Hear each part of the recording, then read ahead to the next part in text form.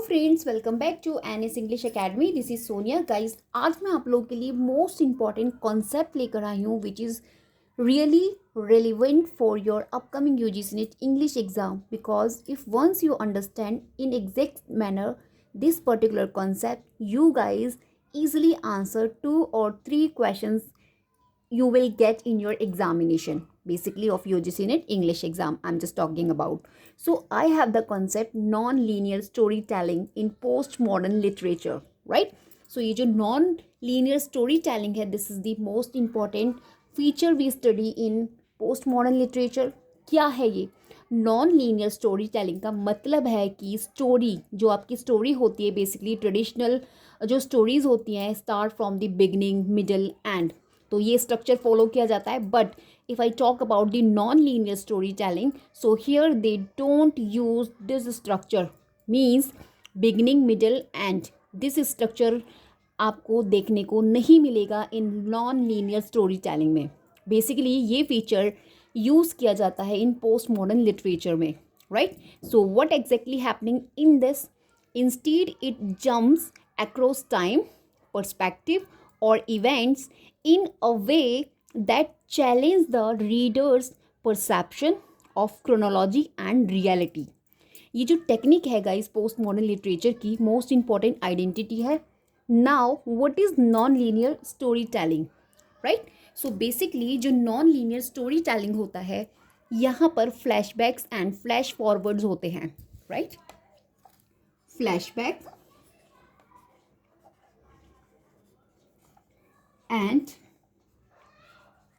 Flash forward आपको देखने मिलेंगे इन नॉन लीनियर सीक्वेंस में, राइट? एंड मल्टीपल टाइमलाइंस एक साथ चलते हैं. Multiple timelines works together, right? Events randomly appear किए जाते हैं rather then in a chronology order, right? जो आपके इवेंट्स होते हैं, events randomly appear rather than in a chronology order, right? And memory and subjectivity play a major role in non-linear storytelling. Memory and subjectivity, number 4, memory and subjectivity play a major role, right? So these are the points we study in non-linear storytelling in postmodern literature, right? Now the question is that why do postmodern writers use non-linear storytelling, right? This is the good question. From this section also you find so many questions, conceptual question basically you find in your examination. If you have knowledge about this particular explanation, then you guys can easily answer in your examination. So guys, why do postmodern writers use non-linear storytelling? So there is the reason, I'm just telling you. तो guys basically जो reality है उसकी complexity को दिखाने के लिए life हमेशा एक स्ट्रेट लाइंस में नहीं चलती, तो कहीं ना कहीं ये कॉम्प्लेक्सिटी दिखाने की कोशिश करती है रियलिटी की, राइट? सो आप बोल सकते हैं complexity to show complexity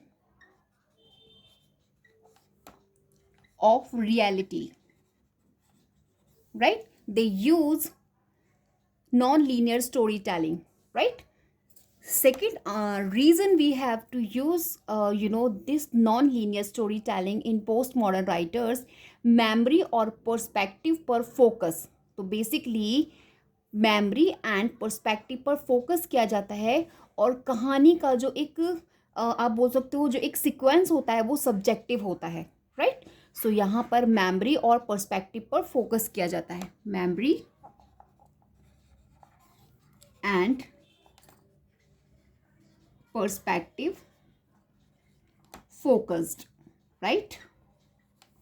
number third reason we have reader को इंगेज करने के लिए, टू इंगेज रीडर।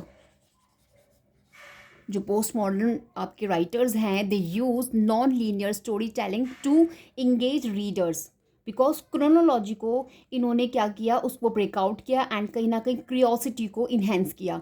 तो जब क्रोनोलॉजी नहीं रहेगा then the curiosity automatically enhance हो जाएगी in the eyes of readers. So this is the why they use non linear story telling. Okay, and most important reason we have meaninglessness, meaning lessness, right, meaninglessness को reflect करने के लिए। So basically post modern writer reflect meaninglessness in their writings and this is the most important theme in the writings of post modern writers. जितने भी post modern writers उठा के देख लीजिए, उनकी राइटिंग्स उठा के देख लीजिए, you will find main theme meaninglessness. There is no any kind of meaning in their writings, you will find out. So this is basically the technique of non-linear storytelling, right? Now I'm going to discuss major techniques of non-linear storytelling. तो उस non linear story telling को represent करने के लिए ये कौन सी वो major techniques को इंक्लूड करते हैं, now I am going to discuss with you all. So friends, first technique we have stream of consciousness. Stream of consciousness, right? So basically character के रैंडम थॉट्स और मेमोरीज को बिना किसी logic sequence के present किया जाता है. Example के लिए जेम्स जॉयस का यूलिसिस विच वॉज पब्लिश 1920, एक ही दिन में कैरेक्टर के फ्रेगमेंटेड थॉट्स इसके अंदर रिप्रेजेंट किए हैं.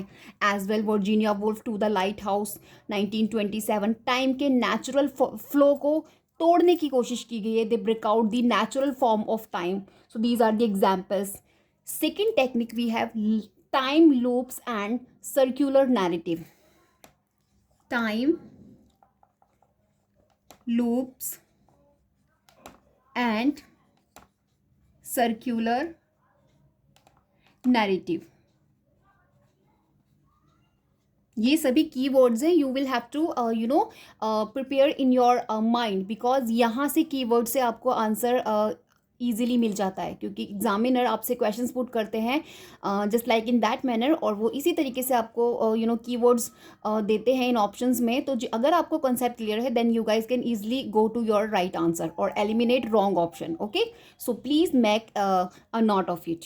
सो let's discuss time loops and circular narrative. So basically यहाँ पे क्या होता है, कहानी एक लूप की तरह चलती है, यानी कि एंडिंग शुरू में ही रिवील कर दी जाती है.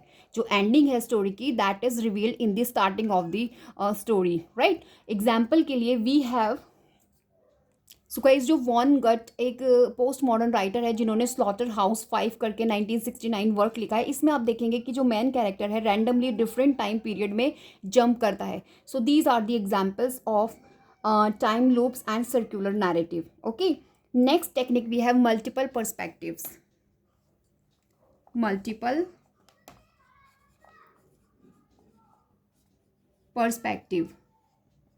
सो बेसिकली यहाँ पे क्या होता है, एक ही इवेंट को डिफरेंट कैरेक्टर के पर्सपेक्टिव से दिखाया जाता है. फॉर एग्जाम्पल विलियम फॉकनर का the sound and the fury 1929, इसमें एक ही फैमिली की कहानी को 4 अलग अलग पर्सपेक्टिव से दिखाने की कोशिश की है. So this is the multiple perspective. Okay, so next we have parallel timeline and jump cuts. Parallel timeline and jump cut.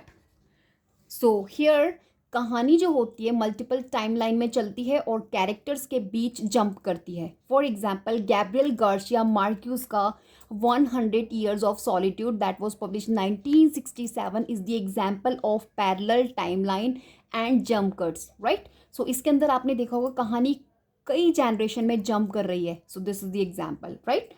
And now I'm going to give you list where famous novels with non-linear narratives represent. Okay, so guys, first we have 1922 Ulysses written by James Joyce, right. based on stream of consciousness technique. Next we have 1929, The Sound and the Fury. The Sound and the Fury, right? That was by William Faulkner, right? Basically ये based है multiple perspective पे, as I mention before. 1939, Finnegans Wake. Finnegans Wake by James Joyce, right. Basically यहाँ पे आपको circular narrative देखने मिल जाएगा. And 1969, slaughterhouse. Slaughterhouse 5. This was by Vonnegut, right? Next we have 1973, Gravity's Rainbow. 1973, Gravity Rainbow by Thomas Pynchon. Thomas Pynchon, right? Next we have 1985, The Handmaid's Tale. The Handmaid's Tale. Margaret Atwood. Margaret Atwood, right? After that, 1995, we have House of Leaves. House of Leaves. This was by Daniel Woski. Daniel Losky, right? Next we have 2004, Cloud Atlas. Cloud Atlas. This is by David Mitchell. David Mitchell, right? And the next and last one we have The Sense of an Ending. That was published 2011. The Sense of an Ending, right? This was written by Julian Barnes. Julian Barnes, right? So here I provide you list where the famous novels with non-linear narratives. Please secure this list in your notes because you will get direct question from this particular concept. क्योंकि ये जो concept है most famous frequently asked topic में से एक है UGC NET के लिए. And now I'm going to give you sum up of today's video that जो नॉन लीनियर स्टोरी टेलिंग है वो पोस्ट मॉडर्न लिटरेचर का एक पावरफुल टूल कंसिडर किया जाता है. ये रीडर की एक्सपेक्टेशंस को कहीं ना कहीं चैलेंज करता है और रियलिटी की फ्लूडिटी को रिफ्लेक्ट करने की कोशिश करता है. यूजीसी नेट में टाइम जंप्स, अनरिलायबल नैरेटर और फ्रेगमेंटेड नैरेटिव्स पर क्वेश्चंस आपसे पूछे जाते हैं. So this concept is most important for exam point of view, right? So here I end my video with the note that if you want secure this particular list in you have, so this will give you lot of help in your examination because so many questions you can easily answer. Or I'm telling you, this is the frequently asked topic, one of the frequently asked topic that is present in your UGC NET English exam. So don't skip it, please. Make a note of it. Okay, till then, bye bye. If you are new to my channel, don't forget to subscribe and hit the bell button so that you like my video, right? We will meet in next video, another relevant topic for exam point of view. Till then, bye bye.